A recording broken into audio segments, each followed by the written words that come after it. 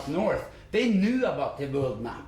They knew about where to position our ships, where to go with our ships. Already in the year, this must be around the year 600, 700. And a very complex knowledge of navigation, and we still don't fully understand why. I have a feeling, I have a kind of an impression that they had a sense of navigation, just like animals do. Because if you look at Norway here, you have animals like reindeers and lemmings. They instinctually know how to migrate. If you're more in touch with nature, you understand nature better. That's why it's so important for the Catholic Church and this democracy. The Holy See. Yeah, the Holy See, right? Yeah. So Charlemagne takes out the Saxony by fooling them into to be confirmed. They come in their white dress to be confirmed. Instead, they are arrowed down. And this shocks Scandinavia. They build a wall in Denmark to stop it there, and they do Lindisfarne. Yeah. And then we have 250 years of European turmoil. Yep. But in this tumble, the Catholic Church manages to reach into the corrupt part of the Norsemen and starting to buy knights, right? Piecemeal, bit by bit. The same strategy they did in Ireland. They eventually would find one Norseman leader who might be agreeable, and next, who might see a benefit. And then he might get lots of business. And now you're talking Rollo, right? Yeah, and then he has a business, and then he's doing well. He has the best horses, the best houses. Yeah. And then the guy next over to him goes, "A guy over there, he's done really well dealing with the Franks. Let's talk." Right. And so you play on that kind of thing. Because Rome has everything. Rome has whatever it needs because it plunders it from whoever they want. And they've always done that. Same as democracy today. Oh, the government needs more money. Raise taxes. Yeah. Right? On everybody. And except for the chosen knights of the Templar Order today. Right? Yeah. And it is... So what do you think happened when they had this wisdom? They knew about the sea. They knew about the land. They took out Lindisfarne. Yet we ended up with St. Olaf. Because we live in a world, in the previous book to this book I wrote called The Anvil of the Psyche, and we live in a world that's a piece of theatre that's been created by powerful psychopaths to make us believe things that are not true. We are like watching shadow puppets, and we think that's the real world. It doesn't matter if it's law, religion, economics, government, it doesn't, education, it does not matter.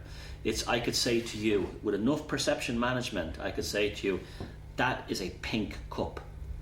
And you would say to me, it's not, it's white. But given enough time, and maybe if I can't work on you, killing me, and then your grandson comes along and I'll say, that's pink.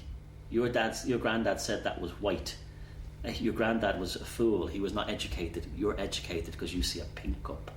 Right. Perception management playing on the ego of the human being, and then putting them into a gilded prison, a prison of conformity, where they think that conformity gives me all these nice things. So this trick about splitting first the chieftain society, then the big family society, like it shows very good in Norway because it happened so fast. The Rockefeller Institute came here and gave us free hospital, and then all you have to do is to register a personal number, and boom, we have so-called free hospital. And they're doing the same today. They're splitting up families. First they split out the chieftain, they split up the big families, then they even split up the core family, mother, father, and separations and sexual immorality, and they give, Hollywood came and gave temptations that satisfies ego. And they tell the unmarried mothers, you don't need it, your son doesn't need a father, the state will be daddy, and here's a monthly allowance. Right. Yeah, and they do that in every European country now. Right. So this is just an old Roman trick that we are falling into out from our own ego and our lack of willingness to search our roots. Well, the psychopaths in charge will always find ways to mess with our souls because they know how to get in there. They know how to get in there into our subconscious because they've been studying us forever. First with religion and then later on psychology and things like that. Perception management, cultural Marxism, and they get in there like a bullet and they weed out and they find one little thing in there that they can use to destroy you, and they will do it. It's very psychopathic and very powerful. But at the same time too, they have to constantly work at it. It's not something that happens automatically, which shows you that human beings are this close to being free. We're only one thought away. One thought away. One seed in one person. So what's in our future if we don't recognize these thoughts and take this seriously? What's in our future? Do you think Gulag and Soviet Union is a good example of what we can expect from the future? No. A Masonic total control grid? I don't think so in that sense. It'll be very bleak, very boring. It'll be transhumanist. It'll be very technologically orientated. Life will have no magic. Life will have no colour. Foods will not have any flavour of any great richness. You know the way the foods today, the mass-produced foods, they have no nutrients or minerals in them. Yet you go to the countryside and you pick some nettles and you make some nettle soup or some blackberry jam. And when your body tastes that, it's suddenly all these endorphins start firing in your brain. This is what you're supposed to eat. This is, well, they've stolen the colour from people's eyes and the energy from their hearts. At home, I have at Hugtun we have a grass onion. Exactly. And this is a very organic grass onion that has been moved from mother to daughter and ended up at Hugtun, and everybody who eats of that goes, wow. And it is so good because you go at one of the corporate Americanized shops and you buy a grass onion. You taste that, and then you taste the organic, probably 60, 70-year-old grass onion that has been going in generations, and you taste it, and it is a totally different vegetable.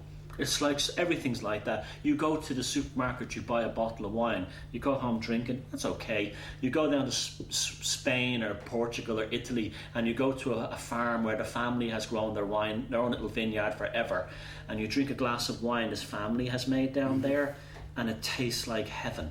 Right. You're tasting the love. So if you're tasting the spirit of those people. Yeah. So if we want to have a good future, this is what we need to seek. Right? Yeah. Look. The reason why I'm I'm a great believer in embracing mythology and our old gods again is because in every single one of us, there's a Thor, there's an Odin, there's a Siv, there's a Freya, in the Celtic pantheon, there's a Lu, there's a Breed, there's Vales in the Slav. It's all in here, right? It's all in here. Right. And they allow us to approach life in a very different way, that we don't see our lives as I'm just a schlub who goes to work 9 to 5 and pays my taxes, but they allow you to see everything that goes in your life, both good and bad, as a saga, as a mythology, as a story. Right. And when you see your life in those kind of magical, epic terms, suddenly you're not a schlub. Suddenly you're a man or a woman on a sense of destiny.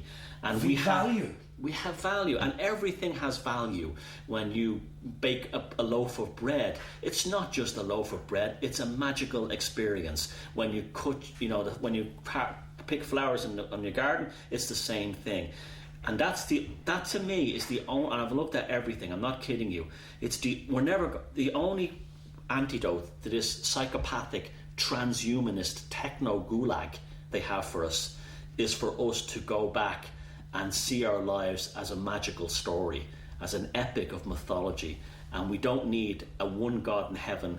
What we need is to embrace all the pantheon of gods, the mythologies that are inside us, that are in our genetic memory from our ancestors, and go in there and say, look, I'm not a nobody.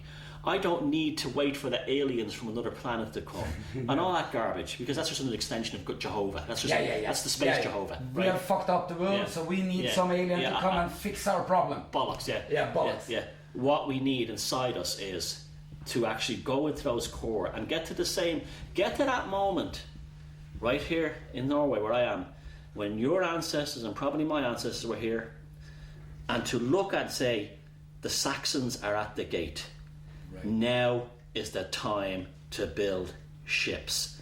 And if your ship is an artwork, a movie, a song, an organic garden, even a company that wants to help people, we all have to build that long ship and that's the solution, and sail away from the technological Charlemagne. That's how I feel about it. There's no choice as far as I'm concerned. That's it. Yeah. It's our Thank last you. hope. And where can we find your longship on the internet? Do you have a web address? I do. I have thomassheridanarts.com, and you'll find everything to connect me there. So thanks again for this. It was a great experience. Yeah, thanks for meeting him. I see you tonight.